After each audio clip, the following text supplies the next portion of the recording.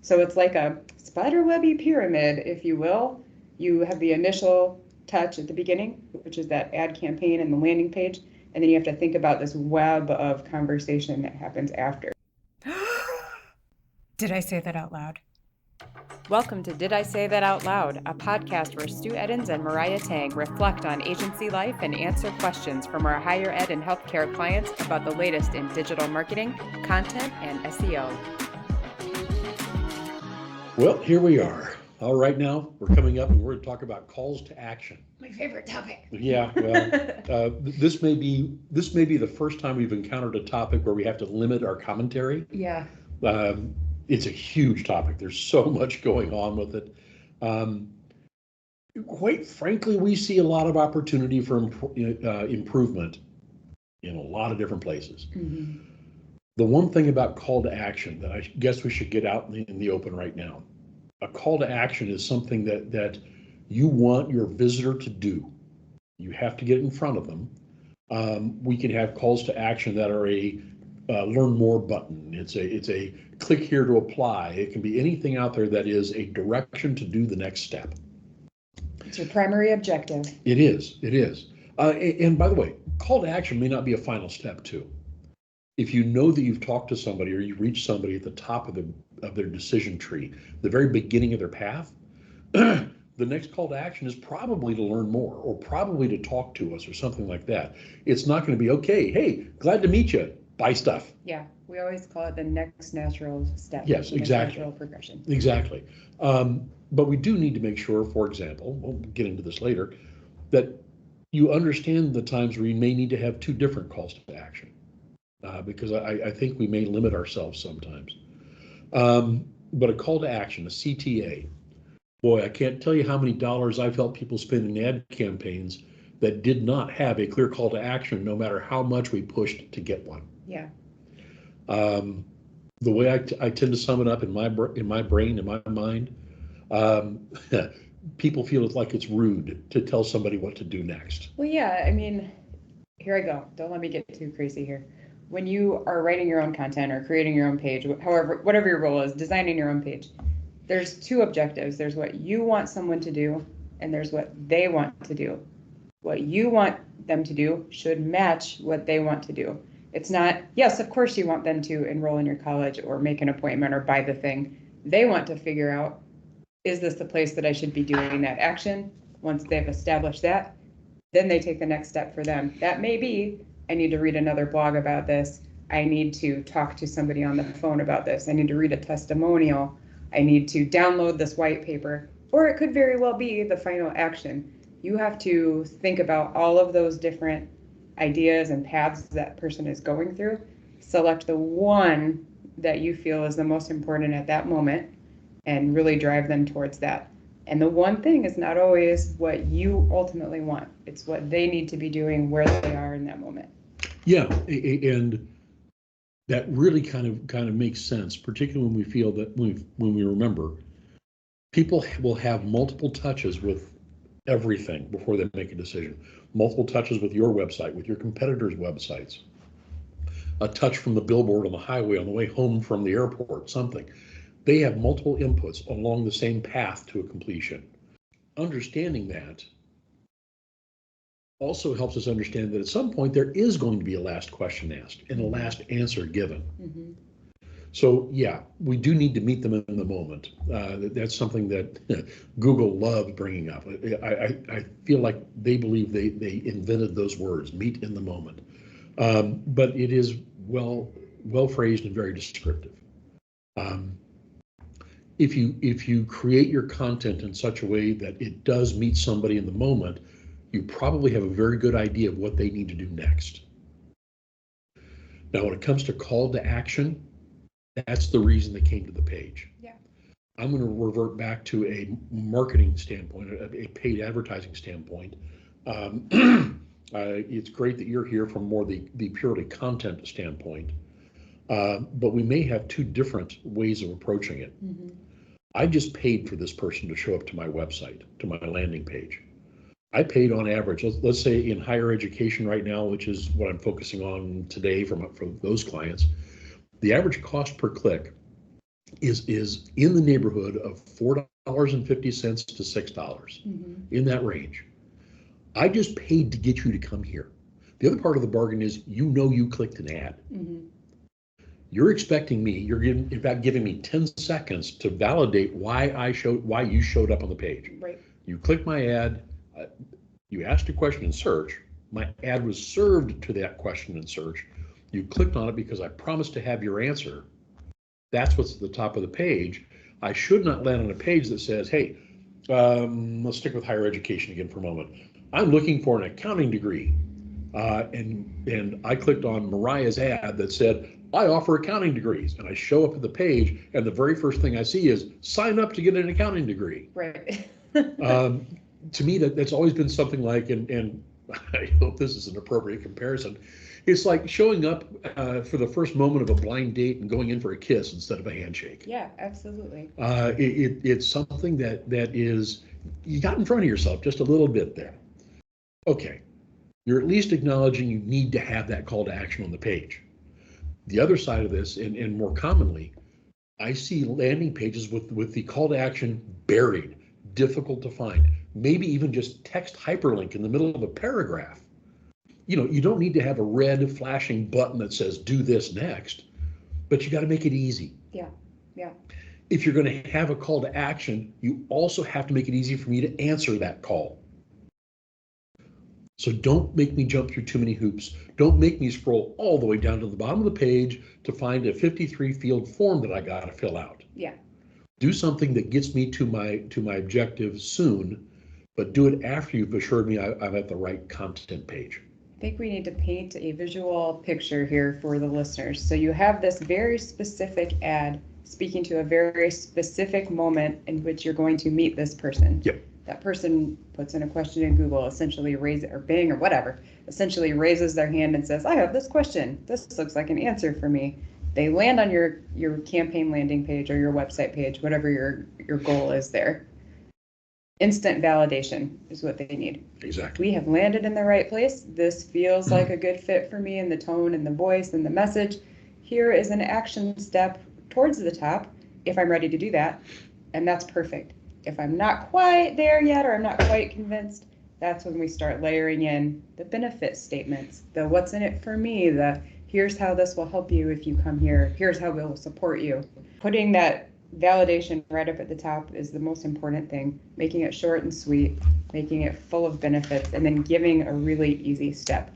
Are we asking them to call a phone triage where they're just going to get lost and then the operator doesn't have any idea what we're talking about because marketing doesn't communicate with others?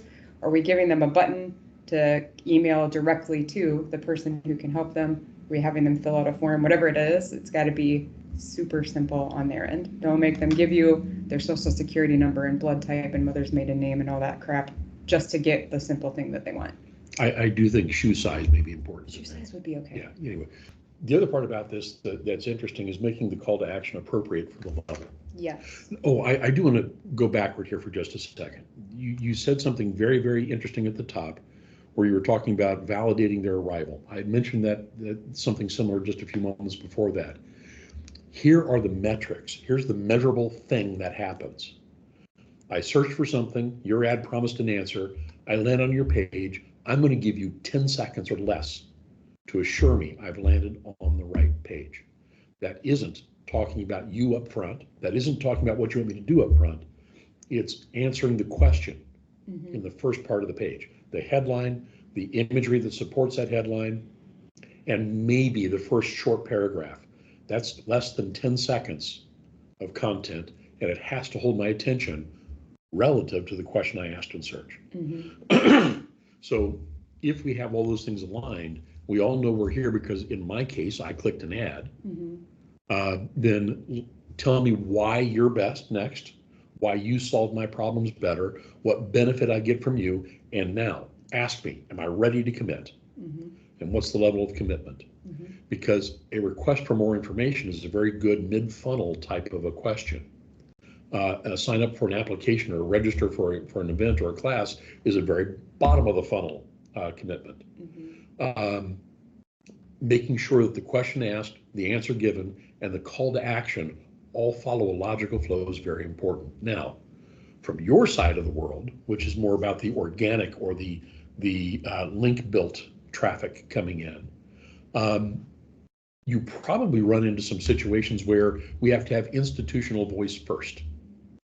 Where have to. Yes. In air quotes. Yeah. Where we have to talk about why we're the best choice, why we're the best provider of X in the region. And that doesn't tend to answer the question I asked. How do you overcome that?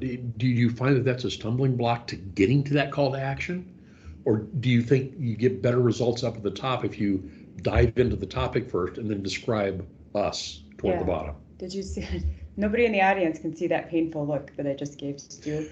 It's, it's if you're a good strategist and you really have a good handle on what the objective is of the campaign and you really understand your audience, sometimes it's really easy to turn those statements into a benefit statement for the audience. Like, I'll pull this out of the air. The best lung cancer center in, Michigan or whatever. If I am a person saying, where should I take my dad to get lung cancer treatment? That answers my question. You're the best. Groovy. I'm going to read the rest of your page. If I am looking for, something about what type of research does this hospital do, that's not necessarily going to answer that question. But it does a statement like that at the top of the page. If you really think about who you're trying to reach, what their questions are, what their pain points are, you can phrase it in such a way that it's mutually beneficial for both of you. And as you were talking earlier about the mid funnel, the bottom of the funnel, the top of the funnel, I'm going to say something that will probably piss a lot of people off. But when you go into starting a campaign, you say, we need to get more students for this program. These are some questions they're asking. Let's launch some ads. And all you've come up with is the landing page and the ad and the creative and the budget. That's the tip of the iceberg, friends. Like, you have to anticipate, if you're doing this strategically, if you really want this to be successful over time and not just for the course of your campaign, you have to anticipate what are the next set of questions for each level. What content can we give them for each level? Does it answer those questions specifically, and what are the endpoints there? So it's like a spiderwebby pyramid, if you will. You have the initial touch at the beginning, which is that ad campaign and the landing page, and then you have to think about this web of conversation that happens after. So in an ideal world, you have that whole web set up already, and you can tailor it using the data that you find through your ads. I'm going to say right now, nobody does that. Most organizations freak out in the moment. We need to do the thing. And then you end up with that situation that you talked about before, like, we're spending your money on this thing, but it's not set up right, even though we've told you to set it up right. Yeah. The other thing I found is that a full funnel approach, either through content, ads, or a blend of both, generates a lot of pages, a lot of maintenance. And that's kind of scary too, because it has its own overhead of costs through effort, if not outright costs if you're paying somebody else to do it for you. That's often why people who are doing the marketing side of the world will concentrate on the bottom part of the funnel. It's cleaner, it's more efficient. You've already made your decision that you are going to commit to an accounting class. Now we just got to convince you to do ours. But a full funnel approach is going to say, hey, you interested in business? How about accounting? Accounting, here's some things about accounting that are going to answer questions you might have about it. And it all keeps raining down toward that pointy end of the funnel. I think that takes a lot of development, and it takes a lot of anticipation, and quite frankly, probably more labor than most of the marketing web departments have. I think it depends. Okay. If you have here we go. If you have a smart strategy about it, you don't have to create 20 pieces of content to answer 20 questions. You can create 4 or 5. If you set them up appropriately, you can answer multiple questions in one piece. It doesn't have to just be focused on that one thing. So you maybe have, let's say, our end game is to get accounting students, okay? They have maybe 3 top questions that we've identified. Write one piece for each of those things. What are the next set of 3 questions? Write one piece that answers those 3 questions. It doesn't have to be like this magnitude, overwhelming pile of content. And I see Stu giving me the goofy, what the heck are you talking about, lady? Oh, no. But yes, I mean, then, like you said, it all goes down to the pointy end, and you're all linking back to one major CTA, which is apply, but throughout you're providing different levels of answers, different levels of questions. Oh, go look at this resource. Oh, hey, here's some information about your potential job future here. Like this whole web, we call it career-focused storytelling, leads up to what you're saying. Mm-hmm. Answer those questions along the way. It doesn't have to be 10 deep dive 3,000 word content articles to get there. Right. And the beauty of digital is you can update them frequently. So if those questions change and you're finding that one of them bombed and it didn't work out like you thought, swap the questions out, change the text. The strange look I was giving you was because I was very happy that you just backed in to the discussion of why you have to have an understanding and a good understanding of the personas you service and the journey they have to take. Yes, if you don't know who you're talking to, how are you supposed to phrase anything? Right. Yeah. So yeah, and that does go back to a more fundamental discussion of that. Who is our target audience? Let's talk about who they are. Let's define them. What is their likely decision path?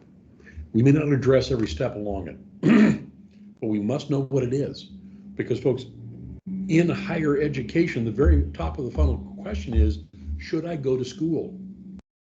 It's not. The top of the funnel is not whose accounting class should I take. If you really want to go to the top, it's should I even go to school?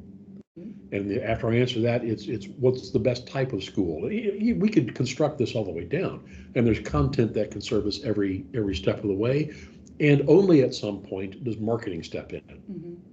Excuse me, advertising. It's all some sort of marketing. Mm-hmm. I should be clear. But there comes a point where you can apply advertising to the process. Mm-hmm. Okay, reeling this back into calls to action. There's going to be a different call to action at every single level. If the question is, should I even go to school? The call to action has to be something unique to that, and it's not going to be the same as, should I take accounting from you? Right. So get the call to action balanced and appropriate for the step you're in. And if we follow what you just said, Mariah, and grouping similar questions together, they're going to have similar call to action. Mm-hmm. Absolutely. There was a fairly recent construct that Google put forward in an article called The Messy Middle. Mm-hmm. You can look it up. I think we have a blog article out there. Yeah, we'll put it in the show notes. Yeah. And their concept gets rid of the concept of a funnel with a broad top and a pointy bottom. Mm-hmm. Fact of the matter is, it's not really a funnel anyway, it's a sieve. People leak out left, right, and sideways throughout the model. Yeah. But they're not really leaking out. What's happening is something triggers them to want something, an education, a doctor's appointment, something. And then they go through, they drop into this, if you consider it to be a infinity symbol, an 8 on its side, this loop of exploration and evaluation. They keep going back and forth through this. An RFI form is part of that. Mm-hmm. It is part of that exploration. I have a question. You're going to give me the answer. I'm going to evaluate it, which feeds back into my exploration. That's assigning a call to action to the appropriate level of what they're doing. Mm-hmm. Now, the next step we want them to do is either sign up for an application or sign up for an appointment or something. That is because the last question they had was answered, and now they're proceeding forward to commitment. Yep. And let's all agree, if I apply to a college or if I sign up for a doctor visit, it doesn't mean I'm actually going to show up. Right. But that is the next thing on our list. It's getting that indication of commitment. Yep. And you're not going to do that with somebody who says, hey, do I even need to go to school? Yes, come here, sign up now. Right. For the love of God, come to our school. Yeah, it's just not going to work. Right. So keeping that journey, whether you use a funnel, whether you use that messy middle configuration that Google proposes, and editorially, that's the one I prefer. Whatever it is, make sure that your content, your call to action, your everything else is based on that person's assumed journey. You will learn how it shifts over time and learn to shift your expectations. But on your construct of that journey, with the construct of not one, but several personas who are going to pursue this. Yeah. And realize that what you describe as a persona may not exactly match up with what something like analytics tells you are the actual people doing the following the path. Yeah. With that messy middle, this brings up something that we were talking about offhandedly yesterday, is interlinking. Yeah. This is a whole separate thing, so don't let me go too far with this. But when you're doing this infinity loop, when you're answering all these questions and you have this categorized interlinking in each of those articles, even if they land on that base "should I go to college" article, you should have some way for them to jump steps. Yes. Be able to get to the, okay, now I'm ready to apply, because they're gonna go back and forth between all of these levels so many times, trying to validate their own experience, their own questions, like, make grandma happy because she asked me about this one thing and I remember it from way back here. Make sure that those bunny tracks are always there that you can follow. Right, and that brings up what I said at the top. Sometimes you have to have two calls to action. Yeah. You have to have the call to action for the next logical step in their journey, or you have to have the call to action that is the final moment because they asked their last question and they're now ready. Yeah. You present both, and they may not be the same action. Yeah. And we'll put some links to some beautiful landing pages that we've come across out in the wild in the show notes too. Yeah, that's great. CTAs, we could probably go on about this for another, 30, 40 minutes and still not completely cover the topic. But I think that kind of discusses how we're looking at it, and when we advise clients, the foundation that we're operating from when we offer that help. When it comes to call to action, I guess the one thing to take away: don't be shy. Mm-hmm. Everybody showed up to do something. A casual browser who just happened on your page, the odds of them that just deciding to do what you want them to do is slim. They came to you with some purpose in mind. And if your content has that purpose, whether that purpose came from an ad or a embedded link on somebody else's blog, when they came to your page, they had some intention, some purpose. Help them. Mm-hmm. And the call to action is the way you help them do that. It's the next thing. Well said. Thanks for listening to Did I Say That Out Loud with Stu Eddins and Mariah Tang. Check out the show notes for more information about today's episode. And if you have any questions, concerns, or comments, hit us up anytime at staymates.com.